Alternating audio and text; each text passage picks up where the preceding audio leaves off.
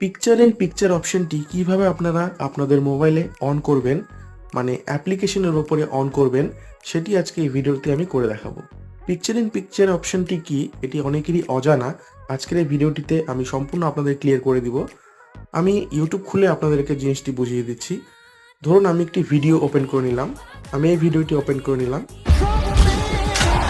এখন আমি এই যে পিকচার, একটি পিকচারের উপরে আরেকটি পিকচার এভাবে, এটিকে বলে picture in picture option on. ঠিক আছে, তার মানে হচ্ছে আপনি যখনই একটি কোনো কিছু আপনি চালাবেন, কোনো অ্যাপ্লিকেশন, অন্য একটি অ্যাপ্লিকেশন নোটিফিকেশন বা অন্য একটি অ্যাপ্লিকেশন আপনি ইউজ করতে চাচ্ছেন, মানে একটি পিকচারের উপরে আরেকটি পিকচার কিভাবে অন হবে, তো সেটি আজকে আমি করে দেখাচ্ছি। তো সেটিংয়ে চলে যাবো। সেটিংয়ে যাওয়ার পরে এখানে আপনারা টাইপ করবেন picture in picture, picture in picture.